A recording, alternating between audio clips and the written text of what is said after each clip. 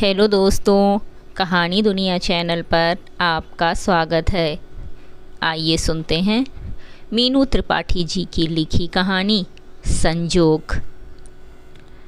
जीवन में कुछ परिवर्तन अचानक होते हैं जो ज़िंदगी में खुद के दृष्टिकोण पर एक प्रश्न चिन्ह लगा जाते हैं। पुराना दृष्टिकोण किसी पूर्वाग्रह से घिरा हुआ गलत साबित होता है और नया दृष्टिकोण वर्षा की पहली सोंधी फुहारों सा तन मन को सहला जाता है। सब कुछ नया नया सा लगता है। कुछ ऐसा ही हुआ विवेक के साथ। कौसानी आने से पहले माँ से कितनी जिरह हुई थी उसकी। विषय वही पुराना, विवाह ना करने का विवेक का अड़ियल रवैया। कितना समझाया था माँ ने, विवेक शादी कर ले, अब तो तेरे सभी दोस्त घर परिवार वाले हो गए हैं। अगर तेरे मन में कोई और है तो बता दे, मैं बिना कोई सवाल पूछे उसके साथ तेरा विवाह रचा दूंगी। विवेक का शादी ना करने का फैसला माँ को बेचैन कर देता।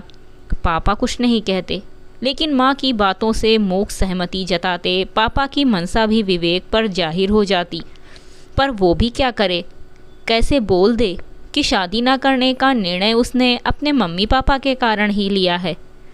पति पत्नी के रूप में मम्मी पापा के वैचारिक मतभेद उसे अक्सर बेचैन कर देते। एक दूसरे की बातों को काटती टिप्पणियाँ, अलग अलग दिशाओं में बढ़ते उनके कदम, गृहस्थ जीवन को चलाती गाड़ी के दो पहिए तो उन्हें कम से कम नहीं कहा जा सकता था। छोटी बड़ी बातों में उनके टकराव को झेलता संवेदनशील विवेक जब बड़ा हुआ तो शादी जैसी संस्था के प्रति पाले पूर्वाग्रह से ग्रसित होने के कारण वो विवाह न करने का ऐलान कर बैठा। मम्मी पापा ने शुरू में तो इसे उसका लड़कपन समझा, लेकिन उसकी गंभीरता को देख वे सचेत हो गए। पापा मम्मी की बातों का समर्थन करने लगे थे। वे अक्सर विवेक को प्यार से समझाते कि सही निर्णय के लिए एक सीमा तक वैचारिक मतभेद जरूरी है। ये जरूर है कि नासमझी में आपसी सवाल जवाब सीमा पार कर लेने पर टकराव का रूप ले लेते हैं। पर सिक्के का एक दूसरा पहलू भी है। समझदारी व आपसी सामंजस्य से विषम परिस्थितियों में भी तालमेल बिठाया जा सकता है। विवाह जैसी संस्था की जड़ें बहुत गहरी व मजबूत होती हैं। छोटी मोटी बातें वृक्ष को हिला तो सकती हैं, पर उसे उखाड़ फेंकने का मादा नहीं रखती। उनकी ये दलीलें विवेक को संतुष्ट न कर पाती। लेकिन कौसानी आने पर अचानक ऐसा क्या हुआ कि दिल के जिस कोमल हिस्से को जानबूझकर उसने सख्त बना दिया था, उसके द्वारा बंद किए उसके दिल के दरवाजे पर कोई यूं अचानक दस्तक दे प्रवेश कर जाएगा, किसी ने कहाँ सोचा था। कौसानी में होटल के रिसेप्शन पर रजिस्टर साइन करते समय डॉक्टर विद्या के नाम पर उसकी नज़र पड़ी थी। उस शाम कैफेटेरिया में एक युवती ने बरबस ही उसका ध्यान खींचा। सांवली सी बड़ी बड़ी हिरनी सी बोलती आँखें, कमर तक लहराते केश, हल्के नीले रंग की सिफॉन की साड़ी पहने वो सौम्यता की मूर्ति लग रही थी। विवेक अपनी दृष्टि उस पर से हटा ना पाया और बेख्याली में ही एक कुर्सी पर बैठ गया। तभी किसी ने आकर कहा, एक्सक्यूज़ मी, ये टेबल रिज़र्व है। उसने झुककर देखा तो नीचे लिखा था डॉक्टर विद्या। वो जल्दी से खड़ा हो गया। तभी मैनेजर ने दूसरी टेबल की तरफ इशारा किया और वो उस तरफ जाकर चुपचाप बैठ गया। डॉक्टर विद्या, कितनी देर तक ये नाम उसके जेहन में डूबता उतराता रहा था। वो युवती डॉक्टर विद्या की जगह पर बैठ गई। कुछ ही देर में दो अनजान मेहमान आए और वो उनसे कुछ चर्चा करती रही। विवेक की नज़रें घूम फिरकर उस पर टिक जाती। उसके बाद तो ये सिलसिला सा बन गया था। डॉक्टर विद्या के आने से पहले ही उसकी महक फिज़ा में घुलकर उसके आने का संकेत दे देती। विवेक की बेचैन नज़रें बढ़ी हुई धड़कन के साथ उसे खोजती रहती। उस पर नज़र पड़ते ही उसका गला सूखने लगता और जीभ तालू से लग जाती। वो सोचता कि ये क्या हो रहा है, ऐसा तो आज तक नहीं हुआ। सांवली सी चंचल चितवन वाली इस लड़की ने जाने कौन सा जादू कर दिया जिसने उसका चैन छीन लिया है। कौसानी के ये 4-5 दिन तो जैसे पंख लगा कर उड़ गए। समय बीतने का एहसास तक नहीं हुआ। कल विवेक के सेमिनार का अंतिम दिन था। उस दिन उसके दोस्त ध्रुव का फ़ोन आया। वो काफ़ी समय से विवेक को कौसानी बुला रहा था। इत्तेफाक से विवेक का सेमिनार कौसानी में आयोजित होने से उसे वहाँ जाने का मौका मिल गया, लेकिन अचानक ध्रुव को कुछ काम से दिल्ली जाना पड़ा। इस होटल में ध्रुव ने ही विवेक की बुकिंग करवाई थी। ध्रुव दिल्ली में था, वरना तो वो अपने परम मित्र को कभी भी होटल में नहीं रहने देता।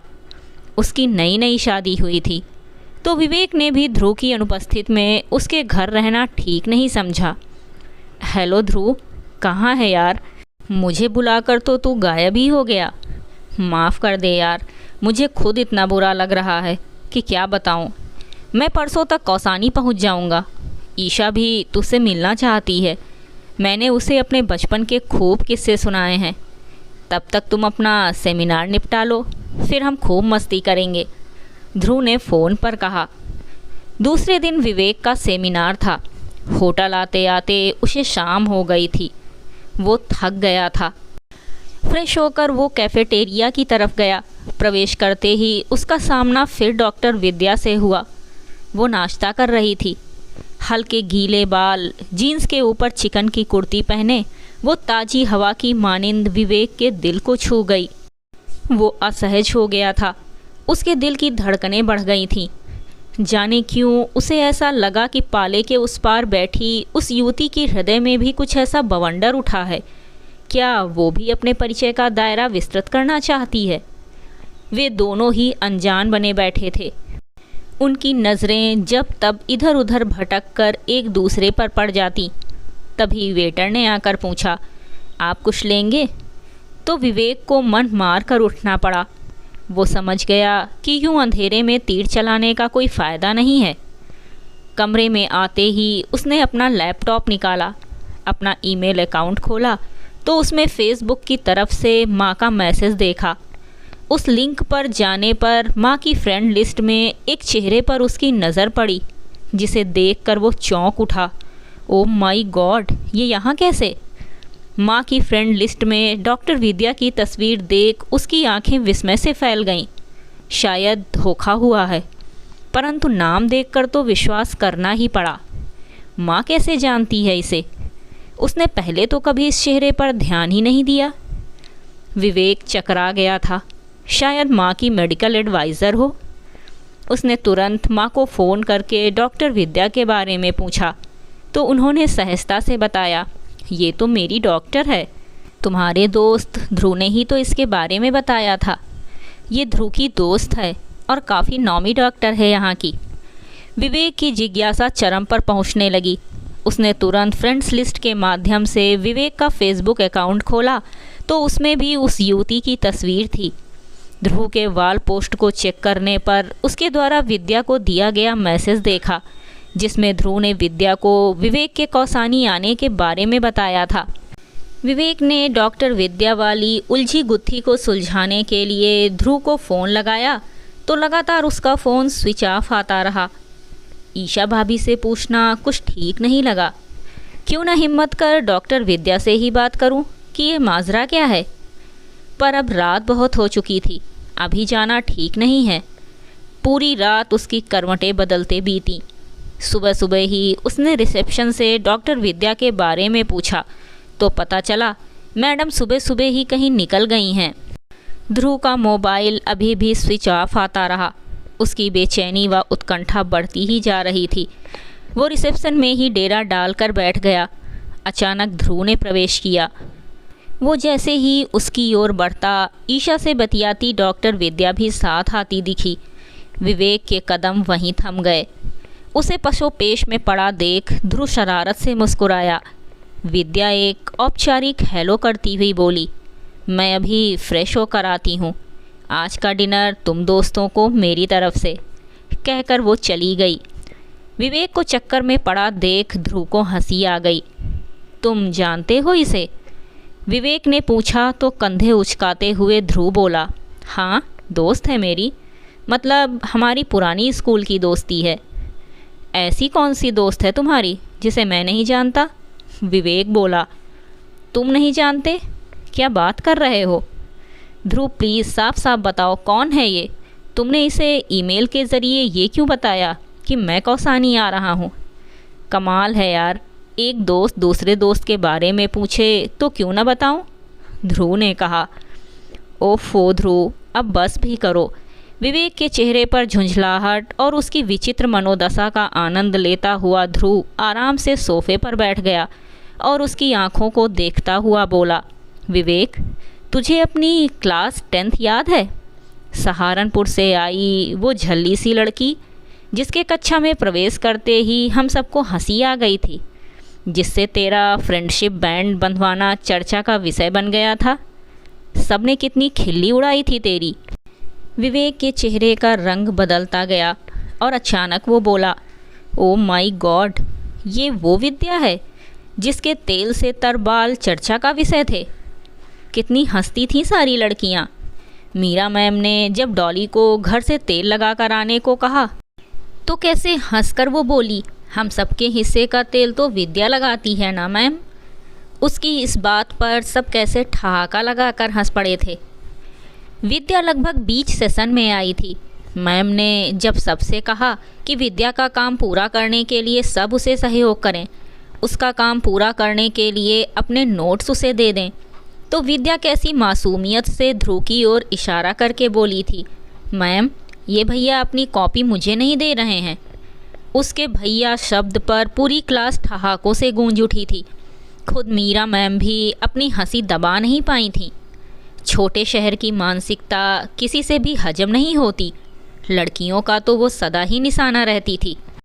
विद्या पढ़ने में तो तेज़ थी, लेकिन अंग्रेजी उसकी सबसे बड़ी प्रॉब्लम थी। अंग्रेज़ी माध्यम से पढ़ते हुए उसे खासी दिक्कत पेश आई थी। फिर उसे फ्रेंडशिप डे का वो दिन याद आया जब सभी एक दूसरे को फ्रेंडशिप बैंड बांध रहे थे, तो किसी ने विद्या पर कमेंट किया, विद्या तुमसे तो हम सब राखी बंधवाएंगे। उसकी आंखों में आंसू आ गए। बेचारगी से उसने अपनी मुट्ठी में रखे बैंड छिपा लिए थे। विवेक को उस बेचारी सी लड़की पर बड़ा तरस आया। सबके जाने के बाद विवेक और ध्रुव ने उससे फ्रेंडशिप बैंड बंधवाया, पर ये दोस्ती ज़्यादा दिन तक चल नहीं पाई थी। 1 साल बाद विद्या ही कोटा चली गई। ध्रुव ने बताया कि जुझारू विद्या का मेडिकल में चयन हो गया था। विवेक मानो स्वप्न से जागा हो जब उसने आत्मविश्वास से भरी मुस्कुराती हुई डॉक्टर विद्या को आते देखा। कोई इतना कैसे बदल सकता है? विद्या ने आते ही विवेक की आंखों में झांक कर पूछा, अभी भी नहीं पहचाना तुमने? मैंने तो तुम्हें फेसबुक पर कब का ढूंढ लिया था, लेकिन तुम्हारी अतीत की स्मृति में बसी विद्या के रूप से डरती थी। ध्रुव ने खुलासा किया कि हम सब ने विद्या को विस्मृत कर दिया था, लेकिन वो तुम्हें कभी नहीं भुला पाई। विद्या लरजते स्वर में बोली, विवेक तुम्हें तो मालूम भी नहीं होगा कि उम्र के उस नाजुक दौर में मैं अपना दिल तुम्हें दे बैठी थी। मुझे नहीं पता कि कच्ची उम्र में तुम्हारे प्रति मेरा ये एक तरफा तथाकथित प्यार था या महज आकर्षण, पर यह सच है कि स्वयं को तुम्हारे काबिल बनाने की होड़ व जुनून ने ही मुझे कुछ कर दिखाने की प्रेरणा व हिम्मत दी। मुझे सफलता के इस मुकाम पर पहुंचाने का एक अप्रत्यक्ष जरिया बने तुम। किसने सोचा था कि कभी तुमसे यूँ मुलाकात भी होगी, वो भी इतने नाटकी तरीके से। कहता हुआ ध्रुव हंस पड़ा। पिछले 6 महीने से विद्या के साथ तुम्हारे बारे में ही बातें होती रहीं। तुम्हारी शादी न करने की बेवजह जिद से परेशान होकर आंटी ने जब मैट्रिमोनियल साइट पर तुम्हारा बायोडाटा डाल दिया था, तब आंटी को मैंने ही विश्वास में लेकर विद्या के बारे में बताया। अब मुसीबत ये थी कि तुम्हारी आशा के अनुरूप तो कोई उतर ही नहीं रहा था, तो हम सब ने ये नाटक रचा। तुम कौसानी आए तो मैंने झूठ बोला कि मैं दिल्ली जा रहा हूँ ताकि तुम होटल में रुको। विद्या तुमसे मिलना चाहती थी, पर बिना किसी पूर्वाग्रह के। हालांकि हमें संदेह था कि कोई यूँ आसानी से तुम्हारे हृदय में अधिकार जमा भी पाएगा। शायद नियति को भी ये संयोग मंजूर था, पर तुम मुझे एक बार बताते तो सही। विवेक हैरानी से बोला। ध्रुव बोल पड़ा, ताकि तुम अपनी ज़िद के कारण अपने दिल के दरवाजे को स्वयं बंद कर देते। तभी माँ का फ़ोन आया। उनके कुछ पूछने से पहले ही विवेक बोल उठा, माँ तुम्हारी खोज पूरी हो गई है। जल्दी ही मैं एक डॉक्टर बहू घर लेकर आ रहा हूँ। आप पापा के साथ मिलकर शादी की पूरी तैयारी कर लेना। माँ भावुक हो उठी थी। विवेक, समस्याएं तो हर एक के जीवन में आती हैं, पर उनसे डर कर रिश्ते के बीजों को कभी बोया ही न जाए, ये सही नहीं है। हमने नासमझी की, पर मेरा बेटा समझदार है और विद्या भी बहुत सुलझी हुई लड़की है। मुझे पूरा विश्वास है कि तुम दोनों। तभी पीछे से ईशा ने विवेक को छेड़ते हुए कहा, क्यों विवेक भैया, एक बार फिर एक विश्वामित्र की तपस्या टूट ही गई। विवेक और ध्रुव उसकी बात पर जोर से हंस पड़े। विवेक ने विद्या के हाथों को ज्यों ही अपने हाथों में थामा, उसकी नारी सुलभ लज्जा व गरिमा ने उसके सौंदर्य को अपरिमित कर दिया। यह थी मीनू त्रिपाठी जी द्वारा लिखी कहानी संजोग। कहानी आपको कैसी लगी कमेंट करके ज़रूर बताइएगा। कहानी सुनने के लिए धन्यवाद।